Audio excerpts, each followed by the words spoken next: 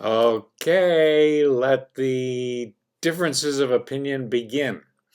Leonard Maltin writes about 1968's Chitty Chitty Bang Bang. This children's musical about a flying car is one big Edsel itself, with a totally forgettable score and some of the shoddiest special effects I've ever seen. 1.5 stars.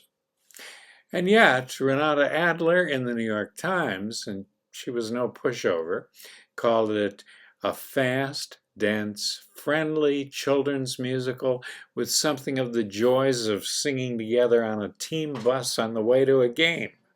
This magical automobile sprouted wings when it all seemed doubtful that children should go to the movies at all. Well, the children went, and so did their parents, and Chitty received mostly positive reviews and made some money.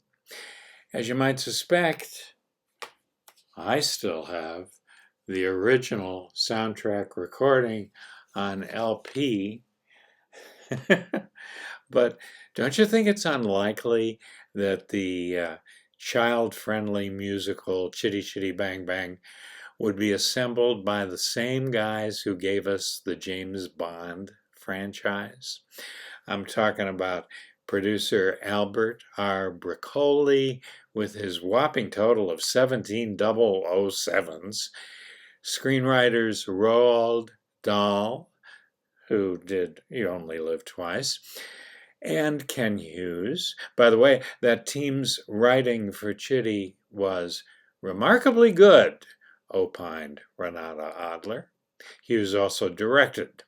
And more. This musical is loosely based on stories written for his children by Ian Fleming himself, not long before his death in 1964. Contractually, as you can see, he got posthumous billing over the title. It's Ian Fleming's Chitty Chitty Bang Bang, even though the story and this musical really don't have a whole lot in common, which is fine. In this series, we explore each film on its own terms. But let's talk about intent for just a moment.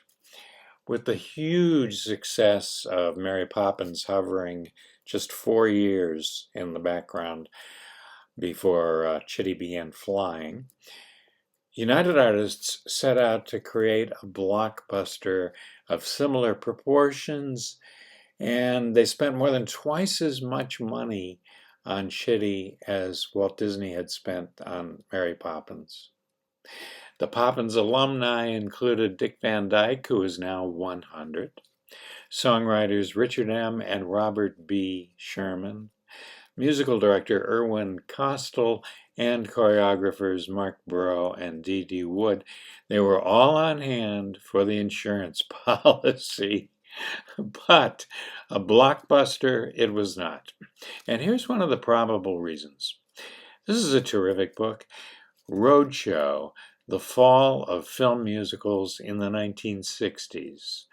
Note the pictured posters: Star, Paint Your Wagon, Sweet Charity, and in the honored place at the top left, Chitty Chitty Bang Bang. These films, and many others of the period, got too big for their britches. Chitty runs a staggering 142 minutes plus intermission. I mean, what child would sit that long without squirming, especially for a movie that, by my estimate, lays out 5 confusing plot lines? Any of us could easily cut a half hour out of it. As for the Sherman brothers, they staked their reputation on Walt Disney. 17 projects in all, half of them after Walt's death. What's admirable is this testimony from Brother Robert. We've never written a line that we would be ashamed to hear our parents or our children hear. The smut being worked into the lyrics of many popular songs today is bad for the kids who listen to them and bad for the songwriters. Agreed. Amazingly, Mary Poppins is so much better than anything else they ever wrote. They specialized in earworms that we can't get out of our heads in the middle of the night because they are so stubbornly simple, like this one from Chitty. Truly scrumptious, you're truly, truly scrumptious. On rare occasions, they did break through. Feed the Birds from Mary Poppins, for example, or the ballad Lovely, Lonely Man in this one. But the critics could be harsh. Time magazine said their 11 songs for Chitty have all the rich melodic variety of an automobile horn. Too many spoonfuls of sugar, if you ask me. But what the heck? We can't say they didn't know their audience. The co-stars, of course, are Dick Van Dyke and the charming, if not very charismatic, Sally Ann House. Julie Andrews was asked to play the leading lady, but she declined, saying it was too much like Mary Poppins. Nonsense! The difference is that Mary Poppins was a great starring role for Andrews. The widower and eccentric inventor Caractacus Potts was a great starring role built around and for Dick Van Dyke.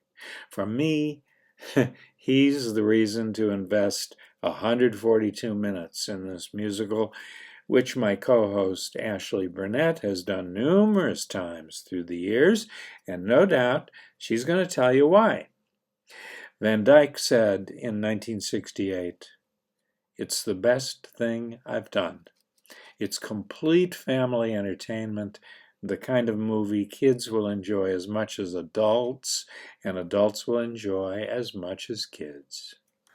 Could somebody other than Albert R. Broccoli have produced a musical from this Ian Fleming source material and truly made that car soar? Of course. His name is Walt Disney. I'm Bill Rudman from the Musical Theater Project.